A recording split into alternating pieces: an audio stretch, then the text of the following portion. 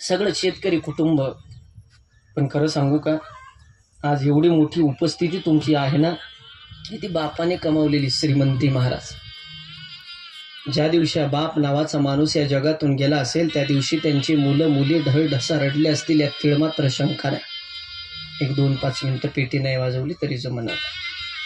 पण ज्या दिवशी 10वा झाला असेल, ज्या दिवशी 13वा झाला असेल आणि 13व्या नंतर त्यांची पोरगी सासरवरून माहेरला येत असेल गड्या, 13व्या नंतर ज्या दिवशी त्यांचं पोरग शेतातून घरी येत असेल, जो बाप ज्या खुर्चीवरती बसत होता, जो बाप ज्या क्वाटवरती झोपत होता, ती खुर्ची ज्या दिवशी रिकामी दिसत असेल ना, विचारा त्यांच्या मुला मुलींना घरातली आई गेल्याचं दुःख काय असतं ते. विचारा त्या मुला मुलींना घरातला बाप गेल्याचं दुःख काय असतं. महाराज सांगू दादा, आमचे महाराज मंडळी येतील, आम्ही 1-1.5 तास बोलून जातो, याचं आम्हाला काही वाटत नाही. पण ज्याच्या घरातली व्यक्ती गेली त्याला विचारा त्याचं दुःख काय असतं. 1 नोव्हेंबरला महाराष्ट्राने दिवाळी नावाचा सण साजरा केला रे. अरे त्या माणसाला ज्या प्रकारचे कपडे घातल्यानंतर अति आनंद वाटत होता, त्या कपड्याचा निस्ता कलर जरी पाहिला, तासन तास रडणाऱ्या त्यांच्या मुला मुलींना विचारा बाप गेल्याचं दुःख काय असतं.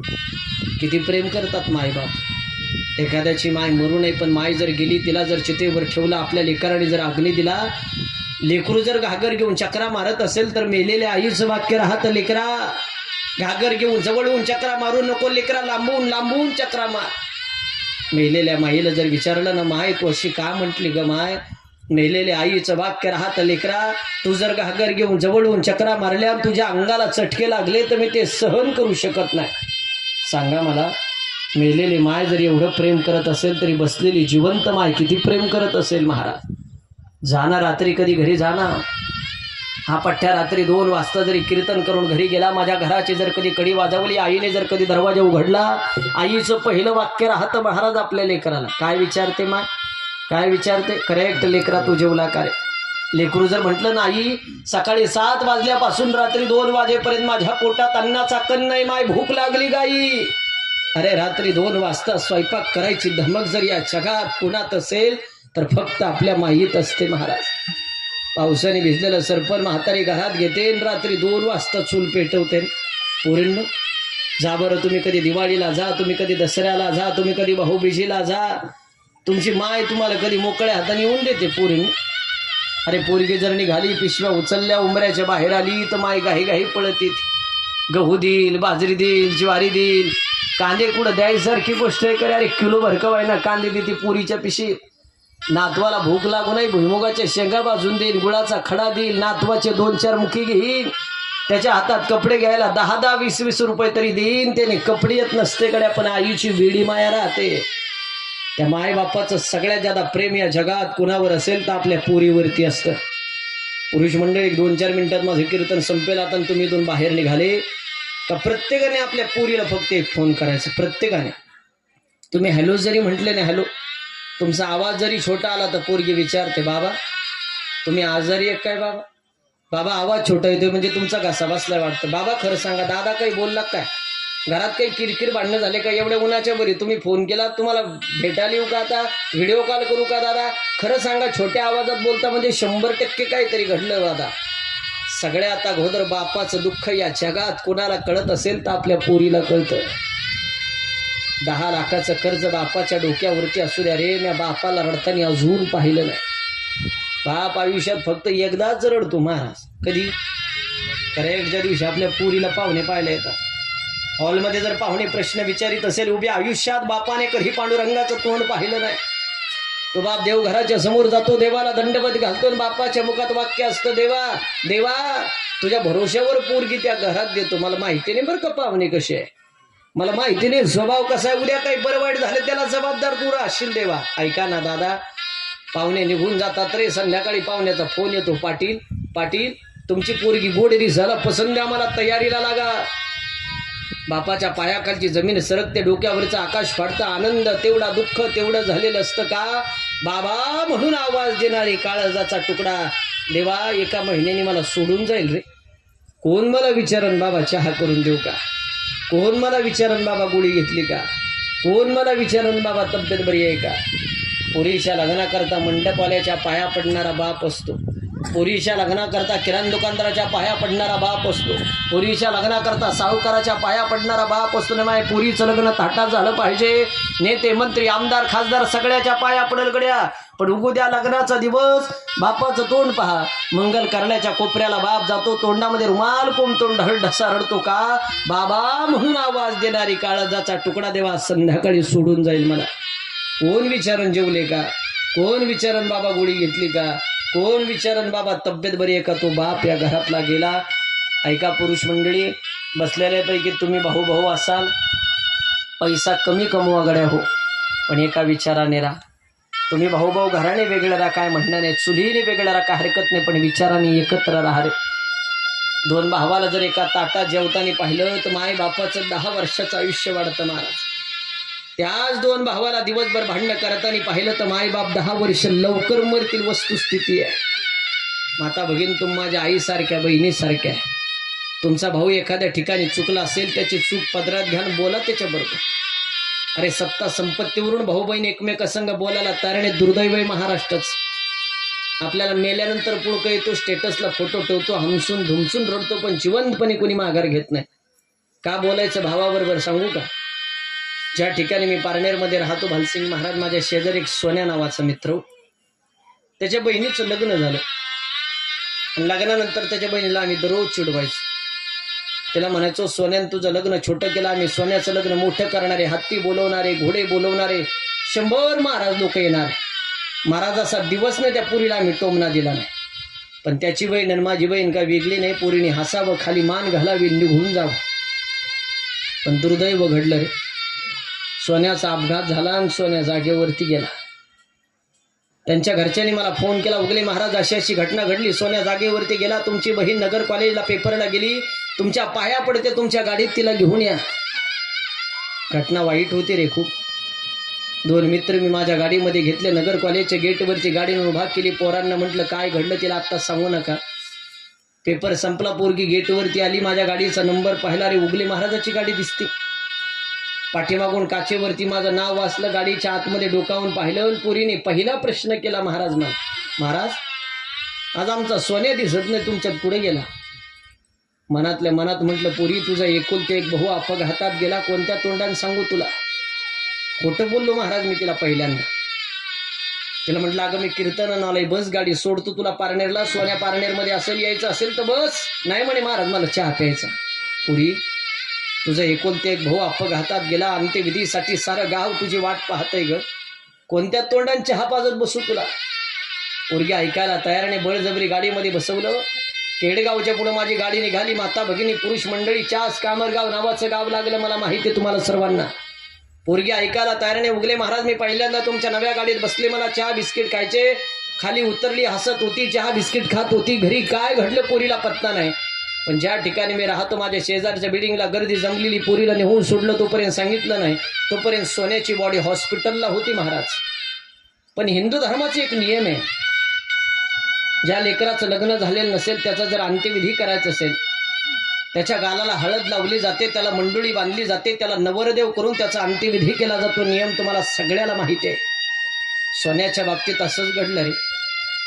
त्या लेकराचं लग्न झालेलं नव्हतं, सोन्याची बॉडी घरी आणली, गोऱ्या पान गालाला हळद लावली, मंडोळी बांधली आणि नवरदेव करून सोन्याची बॉडी ज्या टायमाला त्यांच्या हॉलमध्ये ठेवली, माता भगिनी नेला स्वतः साक्षीदार आहे पुरुष मंडळी.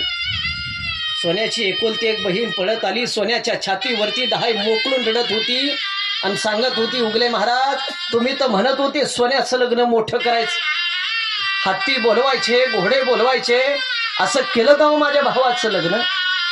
अरे ज्या टायमाला सोन्याची एकुलती एक बहीण सोन्यासाठी 10 मोकळून रडत होती महाराज, असा दिवस नसेल रे त्या बहिणीला त्या भावाची आठवण होत नसेल. बसलेल्यापैकी एखादीचा भाऊ चुकला असेल, घ्या ना चूक पदरात, कोण चुकत नाही आयुष्यामध्ये.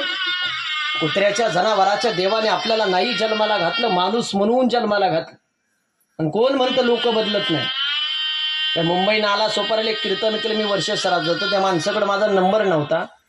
यूट्यूब इंस्टाग्रामवरून माझा नंबर घेतला आणि मला एक मेसेज दिला, मी दाखवेल तुम्हाला मेसेज. त्याने मेसेजमध्ये असं लिहिलंय मला, उगले महाराज साष्टांग दंडवत. 35 वर्षापासून माझी बहीण मी बोलत नव्हतो, किरकोळ कारण आमचे वाद झालेले, कुणी बोलाव पण तुमचं कीर्तन ऐकलं बहिणीचा दृष्टांत ऐकला आणि राहवलंच नाही. घरी आल्या आल्या बहिणीला फोन केला. उगले महाराज 35 वर्षानंतर माझी बहीण दिवाळीला आली. दिवाळीच्या दुसऱ्या दिवशी माझ्या बहिणीला मी 20,000ची साडी घेतली. उगले महाराज शपथ घेऊन सांगतो, माझ्याकडे पैसा संपत्ती भरपूर, पण 20,000ची साडी घेतल्यानंतर बहिणीच्या चेहऱ्याकडे पाहिलं आणि माझ्या जीवाला जेवढं समाधान भेटलं ना तेवढं 35 वर्षात कधी भेटलं नाही हो. अरे कोणीतरी माघार घेतल्याशिवाय नाही समाधान भेटत. कोण कठोर काळजाचं नसतं. ऐका शेवटचं 1 मिनिटाचं प्रबोध. घरी न्या माझं सर्वांनी. पुरुष मंडळी, उद्यापासून एक संदेश फॉलो करा. पाठीमागं बसलेले असतील, इकडे बसलेले, एवढा संदेश फॉलो करा आणि सांगा मला फोन करून, उगले महाराज कोपऱ्याला सोपान दादाच्या वर्ष श्राद्धानिमित्ताने तुमचं कीर्तन ऐकलं. भाऊसाहेब उघडे सरपंचांनी तुम्हाला तारीख दिली आणि त्या तारखेच्या निमित्ताने तुम्ही या गावाला एक संदेश दिला, तो आम्ही फॉलो केला. नसेल तुमच्याकडे नंबर यूट्यूब इंस्टाग्रामला अक्षय महाराज उगले नाव टाका, कुठेही नंबर भेटेल. नका फोन करू. जेवढं हैबत्ती म्हणजे काय लांबचं गाव नाही. जिथं भेटेल कार्यक्रमात तिथं हात धरून हक्काने सांगा, उगले महाराज आम्ही संदेश फॉलो केला. उद्यापासून एक करा. प्रत्येक पुरुषाने आपल्या सख्ख्या बहिणीला, रक्ताच्या बहिणीला उद्यापासून दररोज एक फोन करायचा महाराज, दररोज. आणि 2 प्रश्न विचारायचे. पहिला प्रश्न विचारायचा, बहिणीला जेवण केलं का? आणि दुसरा प्रश्न विचारायचा, पाहुण्याची तुझी तब्येत बरी आहे का? आणि त्या बहिणीला मरेपर्यंत इच्छा असते, माय भावाने 2 शब्द माय संग प्रेमाने बोला. घड्यावर तुमचा जर ऍक्सिडेंट झाला ना, अपघात, माय बापानंतर पहिल्यांदा पैसे घेऊन पळत येणार तर या जगात कोण असेल तर आपली रक्ताची बहीण असते महाराज. तिला जर माहिती झालं नाही, हायवेवर माझ्या भावाचा ऍक्सिडेंट झाला, गाडीवाल्याने त्याला उडून दिलं, नगरला हॉस्पिटलला त्याला ऍडमिट केलं, लोकांची रोजाने जाणारी बहीण हाई त्या साडीवरती पळत सुटते, डॉक्टरच्या पाया पडते आणि डॉक्टरला सांगते, कितीही पैसे लागू द्या डॉक्टर, माझा भाऊ जगला पाहिजे. मी लोकांची रोजाने जाईन डॉक्टर, अमक्या अमक्या ऑपरेशनचा खर्च मी देते, पण भावाला मरू देऊ नका. ही भूमिका या जगात कुणाची असेल तर आपल्या रक्ताच्या बहिणीची असते. मी जर माझ्या बहिणीला कधी 1000 रुपयाची साडी घेतली ना, माझी बहीण नगरला येते, 4000 रुपये त्याच्यात टाकते आणि 5000ची साडी घेते. पण सासू सासऱ्याला मिळून सांगते, माझ्या भावाने मला 5000ची साडी घेतली, माझ्या बापाने मला 5000ची साडी घेतली. भावाचं आणि बापाचं नाव कधीच धुळेला घालीत नाही, त्याला रक्ताची बहीण म्हणतात. तर बहिणीवर प्रेम करायचं शिका. आणि मुक्ताबाई सारखी बहीण जन्माला आली नसती ना, ज्ञानोबा आपल्याला कदापि दिसले नसते. एवढं वाक्य माझं घरी घेऊन जा. उजव्या हाताला माय असावी आणि डाव्या हाताला बहीण असावी. या दोन्हीचा आशीर्वाद तुमच्या पाठीशी असेल ना, तर जगाचा बाप तुम्हाला कधी दुःख देणार नाही. परमार्थ थोडा लांब ठेवा. कुटुंब व्यवस्था थोडी सांभाळा. नवरात्र उत्सवामध्ये या परिसरात माझी एक रील्स खूप व्हायरल झाली होती. मी असं बोललो होतो त्याच्यामध्ये, आपल्या घरामध्ये 3.5 शक्तिपीठ आहे. पहिलं देवीचं शक्तिपीठ आपली आई आहे, दुसरं देवीचं शक्तिपीठ आपली बहीण आहे, तिसरं देवीचं शक्तिपीठ आपली बायको आहे, आणि अर्ध देवीचं शक्तिपीठ आपली पोरगी आहे. या 3.5 शक्तिपीठाला खुश ठेवा. जगाची माय तुम्हाला कधी दुःख देणार नाही. तुमच्या सर्वांच्या डोळ्यात पाणी आलं, दिलगिरी व्यक्त करेल. रडवण्याचा उद्देश नाही, पण 10व्याचं प्रवचन असेल, श्राद्धाचं कीर्तन असेल, सप्ताह असेल, काला असेल, ज्या ज्या तरुण पोरांनी माझा प्रसंग ऐकला, मी म्हाताऱ्या लोकांसाठी जास्त कीर्तन प्रवचन करत नाही महाराज. मी 5,500 पोरांचा ग्रुप बनवला पारनेरमध्ये. व्यसनापासून पोरांनी लांब राहावं माझी शुद्ध अपेक्षा आहे. आणि ज्या ज्या तरुण पोरांनी माझा प्रसंग मायबापाचा ऐकला ना, आतापर्यंत 80-85 पोरांची यादी महाराज माझ्याकडं. मायबापातून वायले राहणारे पोरं सुद्धा मायबापात राहायला गेले. याच्यापेक्षा काय सार्थकी लागा. तुमच्यापैकी आज 2च जणांच्या विचारात बदल झाला. आजचं कीर्तन सक्सेस. पोरांनो, कधी बाजारात गेलात, 10,000ची साडी बायकोला घ्या, 1000 रुपयाचं लुगडं आईला आणा, 5000चे कपडे पोरांना घ्या, 500 रुपयाची कुपरी बापाला आणा. तुका म्हणे माय बापे अबघी देवाची स्वरूपे. एवढं प्रबोधन घरी न्या. 12:05 झाली. वेळ माझा संपलाय. कैलासवासी सोपनरावच्या या वर्ष श्राद्धानिमित्त 10व्यापर्यंत विद्याला, 11 दिवशी बलिदान, 12 दिवशी भूदान, 13 दिवशी अन्नदान, 14 दिवशी वस्त्रदान, 15 दिवशी जलदान, 15 दिवशी एका वर्षाने श्राद्ध का करायचं, दुसऱ्या वर्षी जीवश्राद्ध, तिसऱ्या वर्षी मोक्ष श्राद्ध. घरातून माणूस निघून गेल्यानंतर त्याच्या पोराचं लग्न 1 वर्षाच्यात का करावं, नाही केलं तर 3 वर्षांनी का करावं. आणि घरात मेलेल्या माणसाचे फोटो लावावे का, जरी लावले तर कोणत्या दिशेने तोंड करून लावावे. सगळ्या प्रश्नाची उत्तर ब्रेकबाद झालेल्या सेवेला पूर्णत्वाकडे नेत असताना आपल्यातून निघून गेलेल्या सोपानरावच्या 2ही चिरंजीवाला एक विनंती करेल. ज्यांच्या माध्यमातून आलो, आमचे सरपंच पण ते आजारी असल्या कारणाने ते घरी, ते म्हटले होते मला, पण म्हटलं काय हरकत नाही, मी त्यांनाही भेटून या ठिकाणी उपलब्ध झालो. त्यांनाही मी सांगितलं, तुम्हालाही मी सांगतो, माझा एक नियम आहे, ज्या घरात मी 10व्याचं प्रवचन करेन, श्राद्धाचं कीर्तन करेन. बरोबर, क्या बात, क्या बात. ओके ओके ओके, चालतंय, काय हरकत नाही. हा, नाही, त्यांच्या मन भरून आलं मला, त्यांची चुकी नाही, काय हरकत नाही. आपण जरी अडाणी जरी समाज असेल तर त्या माणसाचे उपकार आहे असं त्या माणसाला सांगायचं. फक्त त्यांना वाटलं कीर्तन संपलंय म्हणून ते बोलायला उठले, बाकी काही नाही. याला आपण श्रद्धांजली समजूया. त्या माणसाची अनंत उपकार आहे त्या माणसाने बोलून, नाही तर काही काही लोकांनी उपकार करून सुद्धा लोक उपकार विसरतात. 1-2 मिनिटं बाबा, माझं एक सांगणं आहे तुम्हाला दोन्ही पोरांना सोपानरावच्या. माझा एक नियम आहे, ज्या घरात मी 10वेचं प्रवचन करेल, श्राद्धाचं कीर्तन करेल, जो माणूस आपल्यातून निघून गेला त्या माणसाच्या नावाने एक झाड लावायचं आणि त्याचा फोटो मला पाठवायचा. आतापर्यंत मी 3,500-4 हजार लोकांकडून वृक्षारोपण करून घेतले, कारण कोरोनाच्या काळामध्ये ऑक्सिजन अभावी किती लोक मेले सांगायची गरज नाही. आणि आता जर हे झाडं नसते तर तुमचं बसणं मुश्किल झालं असतं. आता आपल्याला किंमत कळते महाराज, त्याच्यापेक्षा प्रत्येकाने एक झाड लावा, लेकरासारखा जपा. मी प्रबोधनाचं काम करतो, पाणी अडवा, पाणी जिरवा. आणि माता भगिनी पोरांना घरी ठेवू नका, घरातले भांडे विका, लेकरांना शिकवा. भगवान बाबा म्हणायचे जमिनी विका, पोरांना शिका. गावागावात ज्येष्ठ श्रेष्ठ मंडळी एकत्र या, वाड्या वास्त्यावरती एखादं मंदिर कमी बांधा, गावातल्या शाळा डिजिटल करा, पैसा खर्च करायचा, शिक्षणासाठी खर्च करा. ग्रामदैवताचे कळस सोन्याचे बसवायचे आपलं दुमत नाही, पण काही काही गावात गेल्या स्मशानाचे घाट 1.5 कोटी रुपयाचे जिल्हा परिषदेच्या खोल्या पडलेले, हे दुर्दैव आहे. मी थोडं शिक्षणाला महत्व देणारे कीर्तनकार आहे. कधी आले आमचे जीव राहिबतीला, माझं जे प्रॉपर गाव आहे कुकाण्याचे शेजारी, देवगड शनी शिंगणापूरला आपली भेट झाली, किंवा वास्तव्य जिथं मी राहतो पारनेरमध्ये कुणी जरी आलात, मी आपल्या परिसरात कोणत्याही कार्यक्रम, श्राद्धाच्या कीर्तनाला नाही, 10वेच्या प्रवचनाला येऊ, नाही तर सत्याचे कीर्तनाला जिथं भेटल तिथं 2 शब्द प्रेमाने बोला. उगले महाराज, अक्षय महाराज, तुमचं प्रवचन कीर्तन ईद ऐकलं बा, तेच 2 शब्द बरोबर येतात. नाही तुम्ही कितीही पैसे कमवले आणि मी कितीही बँक बॅलन्स कमवला, मेल्यावर कोणी बांधून नेत नाही. ती प्रथा अजून चालू झालेली नाही, ती प्रथा चालू पण होणार नाही. त्यामुळे 2 शब्द प्रेमाने बोला. सर्वांची चरणी सेवा समर्पित. आमच्या नानादादा मानेने अतिशय सिस्टीम गोड दिल्याबद्दल त्याच्या सगळ्यांनी टाळ्या वाजून कौतुक करा. उपस्थित सगळे गायनाचार्य, 1-2 मिनिटं अजून विठोबा रुक्माई भजन व्हायचंय. अजून मृदुंग सम्राट भालसिंग महाराज, सगळे मंडळी, खोसपुरीकर, तुम्ही सगळे मंडळी माझ्यावर प्रेम करणारे, सगळे नावं घेणजोगे सरपंच दिलगिरी व्यक्त करतो. या परिसराने खूप प्रेम केलं माझ्यावर.